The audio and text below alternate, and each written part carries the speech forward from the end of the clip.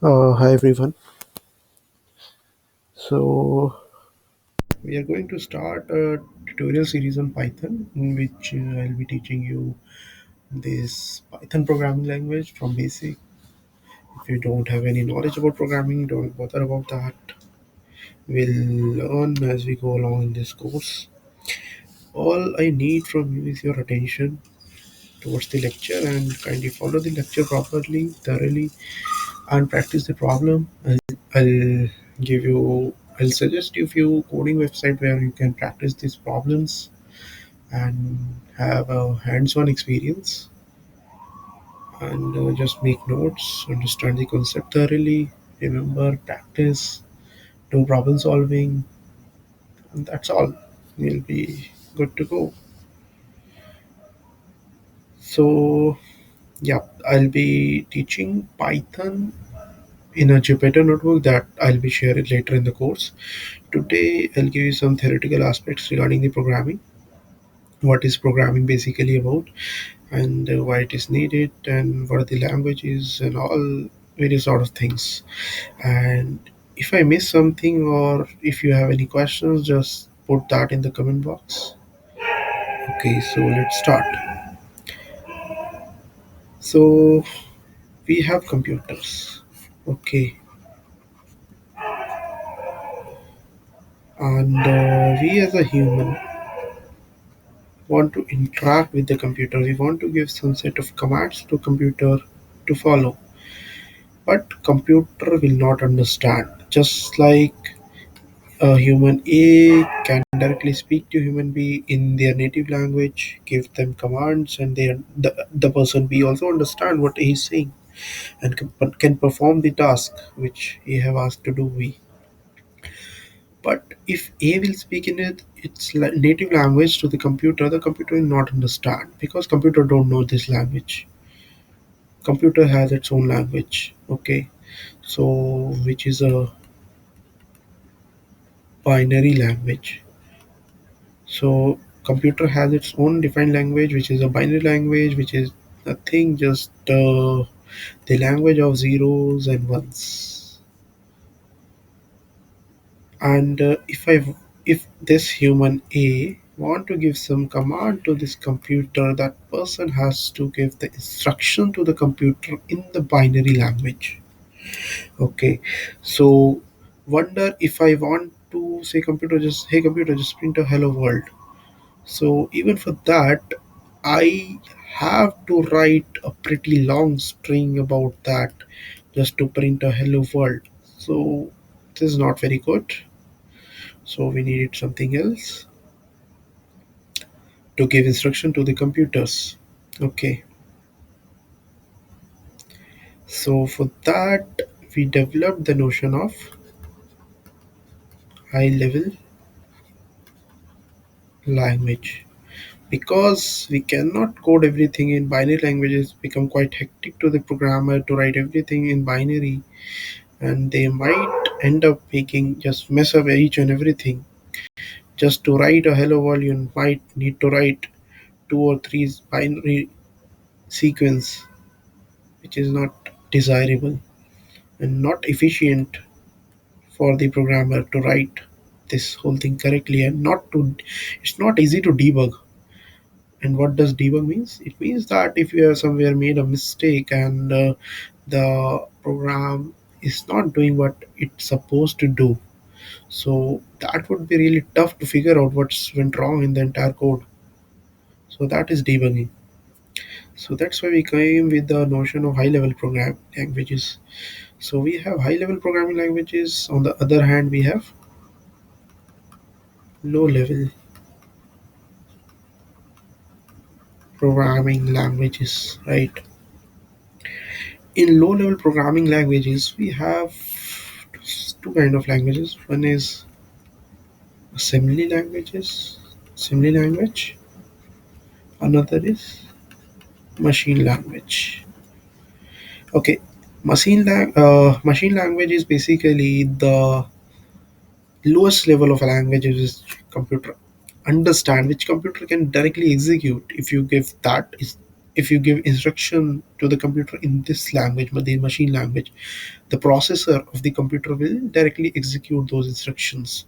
So machine language is nothing, just uh, instructions in binary format. Okay, what is binary? Sequence of zeros and ones. We denote binary like this, base 2. What is assembly language? Assembly language is still an abstract level language which human can understand. It's like we have instructions in assembly language, like we have add x1, x2, we have null x1, x2, we have load, we have store, and so on. And high level language is the one of the abstract level language which we have, in which the programmer writes a program, can easily understand a program and interpret it easily, can easily debug the program. So we have, as a high level languages, we have C, C++, Java, Python, JavaScript, and tons of languages are there in the market. Okay, so let's see what is a program basically. Program. What is a program? So program is basically some set of instructions. So I'll write instruction line by line, line by line, line by line, and end up at some point, and then give this set of instructions to the computer, to the processor, to execute this set of instructions. So this whole set of instruction is called a program. So this whole program I'll give to the computer and ask the computer to execute this program. It could be like this. I'll give instruction to the processor that my first line could be like this. Hey processor, ask input to the user and store that input in X. In the second line of program, I'll give instruction to the processor. I'll say processor, hey processor, just ask user to get the second number and store in a variable called Y. In the third line, I can give instruction like this. Hey processor, there exists a variable z and just add x and y which the user has given input to you. Just add those number and just store the result to the set. And in the fourth line, I say, hey processor, just print this number set. So this is basically a sequence of instructions which the processor will execute and show the result. So this is basically a program, a sequence of instruction. Okay, now I also want to tell you that, let me add a page. Yeah. So what happens that, like, I've written a program. The program could be written in C, C++. If the program is written in C, that the file name will be like something like uh, my program. This is just the name of the file. You can write anything and just written my program, and the extension will be .c if the program has been written in C language. If the program has been written in C language, then the extension will be .cpp, C++. If the program has been written in Java, the extension will be .java. And here's the file name, basically whatever you can write, choose name of your choice. Similarly, if I write a program in Python, the extension will be .py, and so on for the all the languages. So what generally happens is that when I write a program, it cannot directly execute on the machine because machine do not understand this language. So somewhere in the middle, there is something which convert my program into binary. Okay, so this binary will This is binary now, it isn't zero and ones. Okay, so this can be executed in the processor by the processor. Okay, so this black box which converts this high level language into this binary is called compiler. So compiler takes input as my program and then converts into the binary which is suitable to execute on the processor. Okay, and there are languages like compiled languages and interpreted languages. What are the difference in these languages is basically, compiled languages, what I do, I write whole the program, and then I just feed this program to the compiler, and the compiler produce a binary, and that binary will be executed by the processor. But in the case of interpreted languages, I can write few set of instructions. The interpreter will execute each instruction line by line. Okay, it doesn't need to compile the program at once and then convert to binary and then execute, give to the processor and then execute. The interpreter can directly execute the instruction line by line. Okay, so for compile languages we have C, C++. As a interpreted languages we have Python, JavaScript. Okay, you can read much about this. So we have talked about programming in a very high level idea. From the next lecture onwards, we'll be starting with the hands-on experience. I'll be giving you some theory about the language, and then we'll move to the lab sessions. There I'll be giving you hands-on experience to this language. We'll be using Jupyter notebook. So you should just. I'll also give some demo on this before ending this lecture, so that the next time when you come you should be prepared with that. Yeah, so I've already opened this Jupyter notebook, which is Google Colab. You can have Jupyter notebook in at your system level as well. This is the Jupyter notebook provided by the Google. So this is running on a cloud. This is actually not running on my local machine. This is running somewhere in the US, or I don't know, wherever the server is placed. The Google is providing service to me.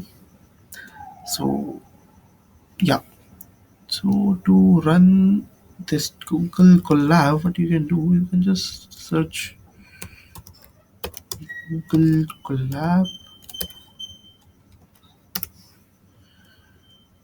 and see, this is collab.research.google.com. Just open this.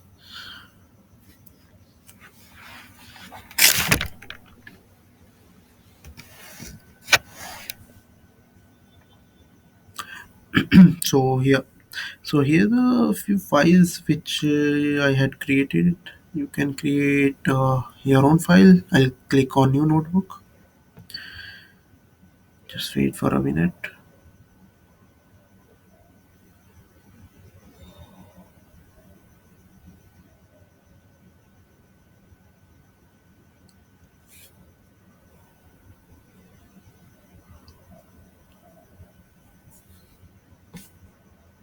Okay, so the notebook has been set up. Let's rename this notebook.